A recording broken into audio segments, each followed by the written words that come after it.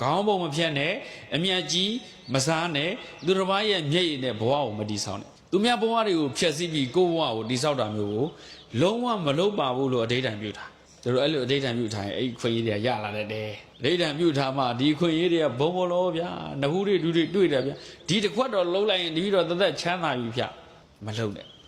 တော်မလွယ်ဘူးနော်တော်မလုံနိုင်အောင်ကြိုးစား integrity ပြန်စဉ်းစားကြည့်လိုက်ရင်ဂုဏ်သိက္ခာရှိနေရမယ် business ethics ရှိရမယ်ကိုကျင်တရားကောင်းမှလုပ်ငန်းကိုလုပ်ကြမယ်နောက်တစ်ခုပါပဲ simple living ဘဝကိုရိုးရိုးလေးဖြတ်သန်းပါအဝတ်အစားကိုရိုးရိုးရှင်းရှင်းလေးသပင်ထားတာရိုးရိုးရှင်းရှင်းလေးအသုံးဆောင်တွေကိုရိုးရိုးရှင်းရှင်းလေးရိုးရှင်းလေလူကခွန်အားဖို့ရှိလေစမ်းစမ်းပြပြခေဘောတွေအဆိုတော်တွေဒန်ဆာတွေဒီတရုတ်ရောဒီကိုရီးယားရောဒီအနောက်နိုင်ငံကသူတွေရောရုပ်ရှင်နှုတ်ပညာနဲ့အောင်မြင်တဲ့သူတွေစူးစိုက်လုပ်သွားတာတွေအများကြီးဘာဖြစ်လို့အစမ်းမထွင်နိုင်တော့လို့ဆန်းလိုက်တာအရှိကိုကြိုးနေတယ်ဆန်းတရားမရှိတော့တဲ့အခါသူတို့လူလက်ခံတော့သူ stress တွေနဲ့ depression တွေနဲ့စူးစိုက်လုပ်သွားကြတာရိုးတဲ့သူကအဲ့လောက်ပင်ပန်းမှုဆန်းဆန်းပြလောက်ရတာ stress ရှိတယ်ကဲပွဲတစ်ခုသွားမယ်ဆိုနှကန်းဒီသိုးဖို့တွေအာနာမိတ်ကလိမ့်တာဘယ်နှထက်လောက်ထက်အောက်ကပါတိုးနာသလားခံပြီးဘော3ထက်လောက်4ထက်လောက်ထက်ရတယ်လက်နှခါလေးလောက်မျိုးရှင်းမှုလေဟုတ်လားနှကန်းဒီဆိုရင်ရှေ့က line ချယ်ရီးတာဘေးထွက်တော့မှဆိုလို့ဘလောက်အလို့ရှုပ်အဲ့ဒီအတွက်အချိန်နေပေးလိုက်အဲ့အတွက်ဖြီးစည်းမှုတွေရှိစိတ်ဖြီးစည်းမှုတွေလှမလားဘယ်လိုမှငါကဲ့ရမလားမသိအဝတ်သားကြီးကပွားနေတယ်ကဲ့ရမရှိဘူးဘာညာအဲ့ဒီဆိုင်ရလူငါနောက်တစ်ခါပြဿနာရှာအောင်မဒီမှာအဝတ်ရင်ဟိုပြဿနာရှာထီးခုသွားမယ်ဒါရှင်မင်းတစ်ခါထွက်ပဲကြီးတလေချက်ဆိုအဲ့ဒါပြောတာအစင်ပဲမဖြစ်ဘူးပေါ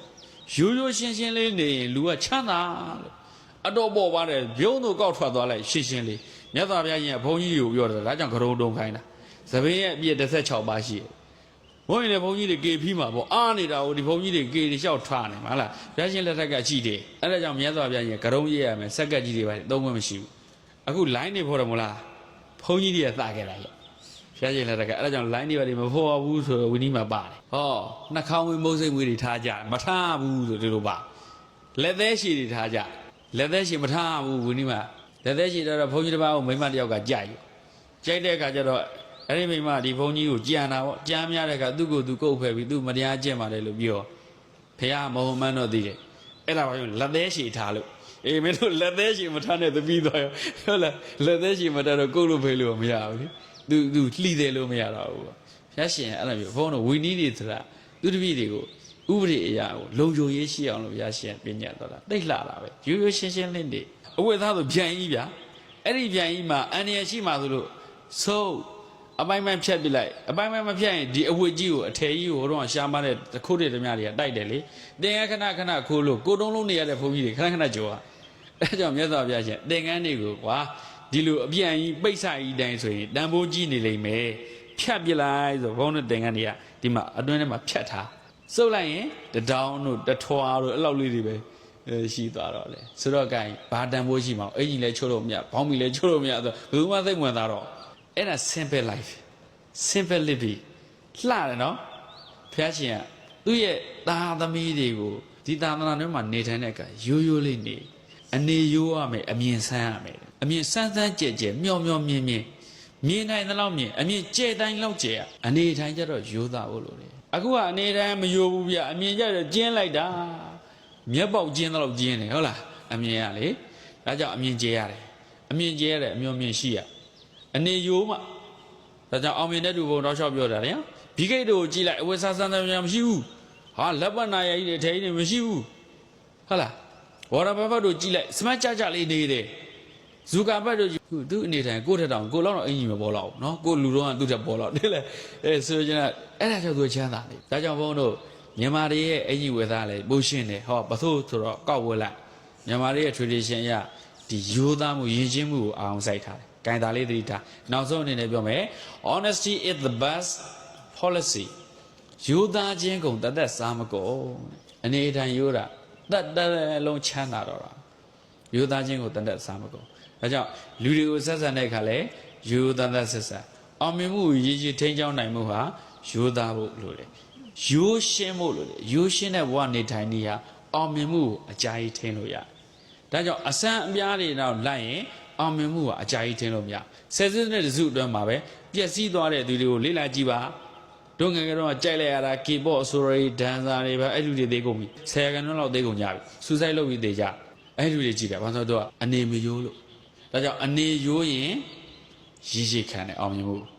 ရိုးရှင်းတဲ့ဘဝဟာရေရှည်ခံတဲ့အောင်မြင်မှုကိုရမှာပါဒါကြောင့်အနှစ်ချုပ်အနေနဲ့ဘုံပြောချင်တာက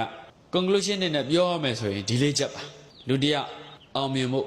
sustainable ဖြစ်တဲ့ရေရှည်ဖွံ့ဖြိုးတိုးတက်အောင်မြင်မှုကိုရဖို့ဆိုရင်ဘာတွေတော့နံပါတ်1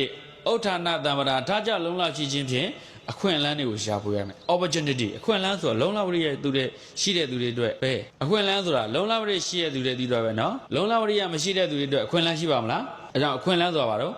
လုံလဝရိယရှိတဲ့သူတွေအတွက်ပဲလုံလဝရိယမရှိဘူးပြင်းနေတဲ့သူတွေအတွက်အခွင့်အလမ်းမရှိဘူးအဲ့ဒီအတွက်ဘုံဘုံတို့ကဘုံအမြဲတမ်းပြောတဲ့စကားတစ်ခုရှိတယ်အစင်သင့်ပြန်ထားအစင်သင့်ပြန်ထားဆိုလုံလဝရိယနဲ့အမြဲတမ်းအရေးရှိတဲ့သူတယောက်ဖြစ်အောင်တိဆောက်တာကိုယ်အခွင့်အလမ်းပေးနေပြီအခွင့်အရေးပေးနေပြီကိုယ်ကအစင်သင့်မဖြစ်ဘူးဆိုတော့အဲ့ဒါဆုံးရှုံးသွားပြန်ပြီအဲ့ဒီနောက်တစ်ခါပြန်ပြီးတော့တပတ်ပြန်လဲဖို့ကမလွယ်ဘူးဟာအသက်ကကြီးသွားပါပြီကွာသွားပါပြီစိတ်ဓာတ်တွေကျသွားတယ်ဒါကြောင့်ဘုံတို့အမြဲတမ်းအစင်သင့်ပြန်ထားပညာရက်တွေအမြဲတမ်းသင်ထားတယ်အမြဲတမ်းလေ့ကျင့်ထားတယ်အမြဲတမ်းကိုယ့်ကို train yourself change your mind change your life ကိုယ့်ဘဝကိုပြောင်းလဲခြင်းကိုယ့်စိတ်ကိုပြောင်းလဲရမှာပဲဒါကြောင့်အမြဲတမ်းအစင်သင့်ပြန်ထားဥဋ္ဌာဏတမ္ပရာလုံလဝရိယရှိခြင်းဖြင့်အခွင့်အလမ်းကိုရှာဖွေပါအခွင့်အလမ်းဆိုတာလုံလဝရိယရှိတဲ့သူတွေအတွက်ပါပဲနောက်တစ်ခုအာရခတမ္ပရာထိမ့်သိမ်းစောက်ရှောက်ခြင်းအပြင်ရရှိတဲ့ဟာတွေကို sustainable development ရေရှည်ဖွံ့ဖြိုးတိုးတက်ဖို့အတွက်အာရခတမ္ပရာအရေးကြီးပါလေနောက်တစ်ခုကလျာဏမိတ်တတာအောင်မြင်မှုကိုဝန်းရံပါအောင်မြင်မှုကိုလုံးခြုံအောင်မြင်ဖို့လိုတယ် secure ဖြစ်ဖို့လိုတယ်ဒီနေ့ဘုန်းတော် security တွေလောက်ထားလဲဖုန်းတွေဆိုလဲ password တွေကွန်ပျူတာတွေလဲ password တွေ lab တွေရော face scanner တွေရောဆိုမယ်သို့တော့မိတ်ဆွေမရှိရင်ဘာမှမလုပ်ချင်ဘူးဒါကြောင့်ဘုန်းတော်အခုအောင်မြင်မှုအကြီးလုပ်ငန်းအကြီးကြီးတဲ့အခါကျတော့နောက်ဘာပြန်မွေးရမလို့ဆိုတော့အဲ့ဒီလုပ်ငန်းတွေမှာကိုယ်ပြဿနာရှာမဲ့ဟာတွေ hacker တွေပြန်မွေးရ hacker တွေနဲ့ကိုယ်လုပ်ငန်းကို hack ခံဖြက်စီးခံတိုက်ခံအဲ့တော့ကိုကဘယ်လောက်ကြန့်ခိုင်လဲဟောအပြူရောအဖြက်ရောနှစ်ယောက်လုံးမွေးရမှာအဲ့ရှာဖြတ်တဲ့သူကိုတက်မွေးရအဲ့ဖြတ်တဲ့သူကိုမွေးပြီးသူမဖြတ်နိုင်ဘူးဆိုတော့လုံခြုံတယ်ဖြတ်နိုင်ပြီဆိုရင်လုံခြုံရေးကိုတစ်ဆင့်မြင့် privacy ကိုဘုန်းတို့ဒီလောက်ထိစဉ်းစားထားလုပ်ငန်းရေရှည်ကြာခြင်းလဲအဲ့ဒီအတွက်ကောတော့ပြင်ဆင်ရလိမ့်မယ်ဒါကြောင့်မိတ်ဆွေကောင်းတဲ့ခြံရံတတ်တာဟာလုံခြုံရေးအတွက်အရေးကြီးဆုံးကလျာဏမိတ်တတာနဲ့အောင်မြင်မှုကိုဝင်ရမယ်ရေရှည်လုံခြုံရေးကိုထည့်သွင်းပြီးတော့စဉ်းစားထားရမယ်။ကဲနောက်ဆုံးတစ်ခုကသမဇီဝိတတာမြတ်တော့နေခြင်းအပြင်ဘဝကိုအတိပ္ပယ်ရှိစွာတည်တည်ငြိမ်ငြိမ်ဖြတ်သန်းဖို့လိုပါတယ်။ဘဝရဲ့အောင်မြင်မှုဆိုတာဘလောက်တည်တည်ငြိမ်နေနိုင်လဲဆိုတဲ့ပုံမှာမူတည်ပါတယ်။အဲ့ဒါလိုရင်းပါပဲနော်။ဘဝရဲ့အောင်မြင်မှုကဘာနဲ့တိုင်းတာလဲဘလောက်တည်ငြိမ်လဲဟုတ်လား။တချို့အောင်မြင်တယ်လေအောင်မြင်မှုဓမ္မခံနိုင်ပျက်စီးသွားတယ်လေတချို့ကြာရှုံးတယ်လေကြာရှုံးတဲ့ပုံမှာဓမ္မခံနိုင်လို့နလန်မထူဘူးလေဘဝအောင်မြင်မဲ့သူတွေဆိုတာကဘယ်လိုအခြေအနေအစိုးကောင်းမဲ့နေသူ့ရဲ့ရည်ရွယ်ချက်ရည်မှန်းချက်တွေတည်တည်ငြိမ်ငြိမ်လေးဖြတ်သန်းနေတယ်အောင်မြင်လာလို့လည်းမော်ကြောသတာမရှိဘူးကြာဆုံးနေလို့လည်းစိတ်တက်ကြပြီးလက်မိုင်ချနေတာမရှိဘူးပုံမှန်သူသွားနေလှုပ်ရှားရှားလှုပ်တဲ့ကြိုးစားတယ်ဘလို့ပျော်စရာကောင်းလဲဘုံစဉ်းစားကြည့်လာတယ်စိတ်ကပျော်နေတာဒါကြောင့်ဘုံဒီသင်္ကန်းသားရဲ့ခေါင်းစဉ်မှာဘုံပြောခဲ့တယ်ဘာလို့ what and happiness လူတစ်ယောက်ရဲ့အောင်မြင်ဖို့နဲ့ပျော်ရွှင်ဖို့အောင်မြင်တယ်မပျော်ရွှင်ဘူးဆိုရင်ဘဝအောင်မြင်တယ်လို့ပြောလို့မရဘူးပျော်ရွှင်တယ်လို့တော့အောင်မြင်တဲ့အခြေအနေမရှိဘူးဆိုရင်လည်းရည်မှန်းချက်တွေရောက်မှာမဟုတ်ဘူးဒါကြောင့်အောင်မြင်ပျော်ရွှင်တဲ့လူတစ်ယောက်ဖြစ်ဖို့ဆိုရင်အခုဤချင်းလေးကိုစနစ်ကြဤထောက်ခဲ့ကြပါလို့တိုက်တွန်းရင်ဘုံရဲ့